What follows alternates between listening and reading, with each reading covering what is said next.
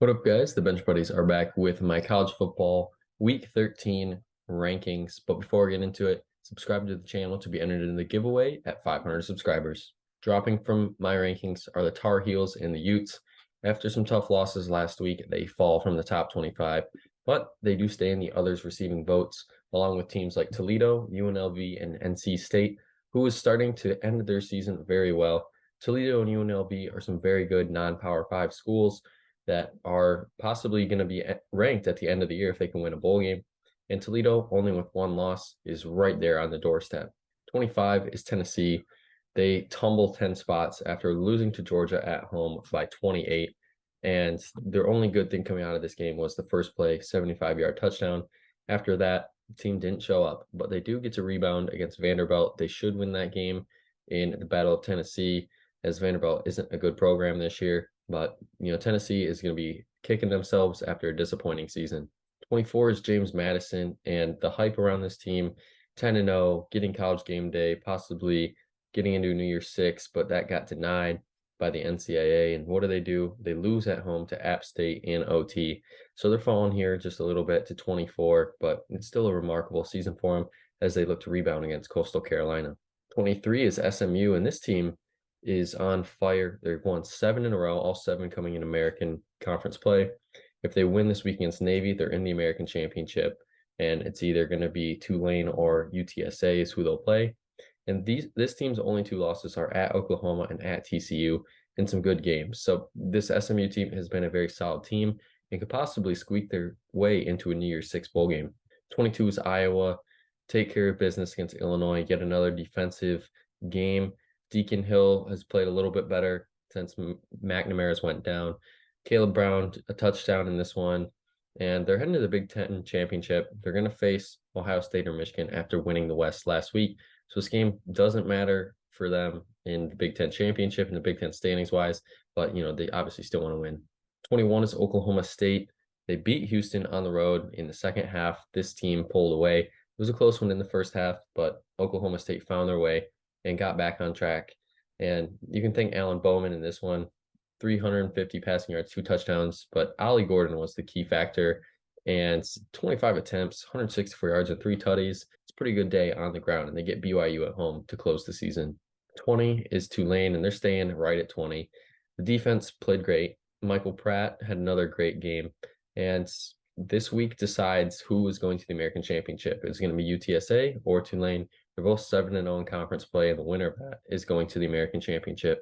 19 is Liberty. They're moving up 2 after putting up 21 right away on UMass and coast to a victory here. They're going to face New Mexico State in the Conference USA Championship, and they've already beat them once earlier in the year, 33-17. But Caden Salters looked great, both through the air and on the ground, as this is going to be the make or break week for them.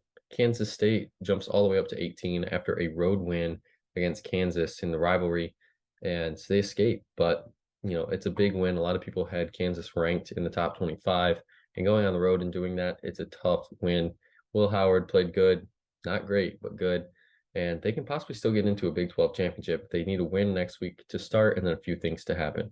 Notre Dame moves up 1 after Sam Hartman beats his old team. He played awesome in this one of his better games of the year. Audric Estime, same thing for him, another consistent and great performance. They get Stanford on the road this week, should win that game, move to 9-3, and I think it's fair to say that it's a good year for the Irish. The 3 losses, it's not the best, but they can go 9-3, 10-2 every year. I think it's a success, especially next year, heading into the 12-team playoff. 16 is LSU, and they're staying here right at 16 because they had a weak opponent, but Jaden Daniels showed out in this one. 6 total touchdowns through the air, 2 on the ground, 8 total touchdowns. Malik Neighbors and Kyron Lacey were the key benefits from Daniels' success through the air. And they get Texas A&M at home, and they should win that one. 15 is Arizona, making a big jump up after beating Utah in a signature win for them at home. This team has won 5 in a row. They scored, 28 straight points in this one. The only negative, though, those 3 losses. But it has been a while since they've lost, and all 3 of those losses have been tough losses. If they were to somehow beat USC, you might be looking at a 9-2 team here, 7-1 in the Pac-12 and possibly could be going to a Pac-12 championship game, but that overtime loss is what's going to haunt them at the end of the year. 14 is Oregon State, and this team just didn't show up when it mattered most. Defense played awesome in this one, limiting Washington to 22 points, but in the second half, they just couldn't get things going. Kicked a field goal to get within 2, but turned it over on the last drive of the game, and it didn't work out for them. DJ Ugalele, 2 key interceptions. Damian Martinez, though, was the only bright spot in this one. And now they go to Oregon, face a top 10 team. And if they can go into Oregon, pretty much knock them out of the college football playoff running. 13 is Ole Miss, beat Louisiana Monroe. And Jackson Dart played great. Quinshon Judkins, not one of his better games, but was consistent. And Dayton Wade had a great game, benefiting from Jackson Dart. 12 is Oklahoma, and they scraped by BYU on the road. This was more of the defense, forcing 3 turnovers and not letting BYU score in the fourth quarter to get that win. They're needing a little bit to happen for them to get to the Big 12 championship, need to win next week and a few other things to happen. But I think they're, right now in position to get to the Big 12 championship. 11 is Penn State. Take care of business against Rutgers. Not really anything huge, except Drew Aller leaving early in this one. Bo Pribula came in, didn't have to do much, just ran the ball. They ran the ball well in this one, as you can see there from Allen, Singleton, and Pribula. But now they get Michigan State on the road, Black Friday in Ford Field. Prime time should destroy Michigan State in this one. Now, it doesn't matter who's at quarterback. Starting in the top 10, I have Missouri. They escape at home against Florida. They went down the field, a game-winning drive, got the field goal with 5 seconds left. And it was a really good win for them, especially after the Georgia game and kind of really just fallen apart a little bit. But since then, they have rebounded and played well. Brady Cook especially, and Cody Schrader too. Man, has he been good. They get Arkansas to close the year, and if they win that one, I think it's for sure locked that they're going to New Year's Six Bowl. At number 9 is Louisville. They somehow, some way found a way to beat Louisville, even though they gave up that Hail Mary on the last play of the game, tackled them short of the goal line at the 5. But now it's official. They do play FSU in the ACC championship in a game that probably will decide who is going to the college football playoff. At 8 is Alabama. Beat Chattanooga. Didn't really do anything for their 9th straight win. Face Georgia in the SEC championship. Yet another game that's probably going to decide who's going to the playoff.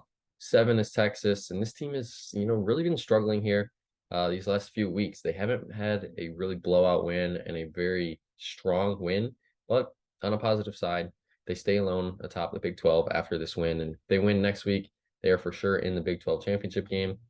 And if they win the championship, are they in the playoff? That's going to be the key question. Are they going to somehow, some way be that one team that's out? Because, let's say Michigan, Georgia, Washington, and FSU all win. Well, all those teams are undefeated and they all win their conferences.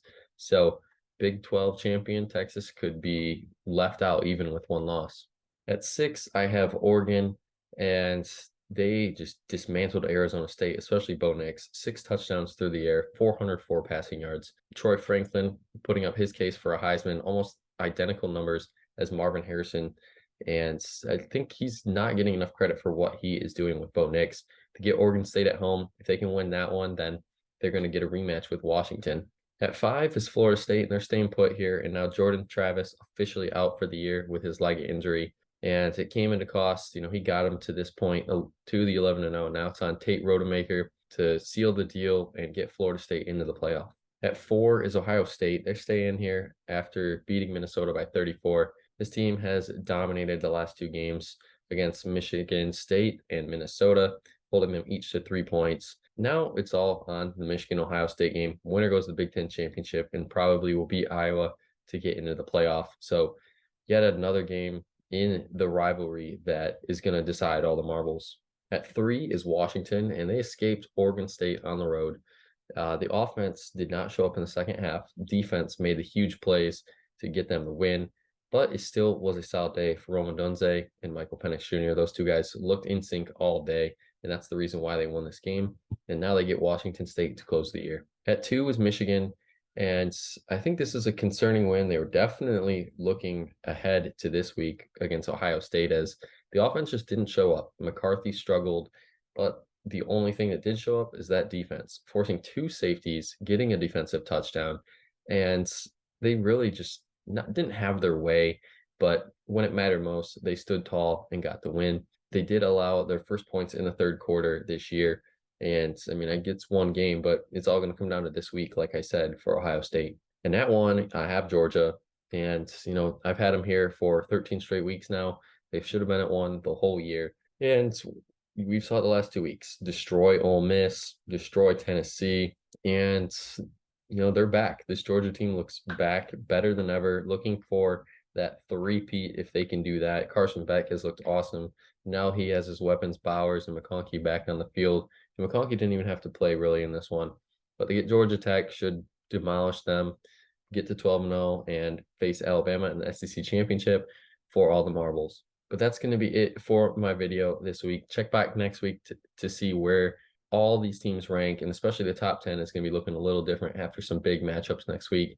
But until the next time, the Bench Buddies are out.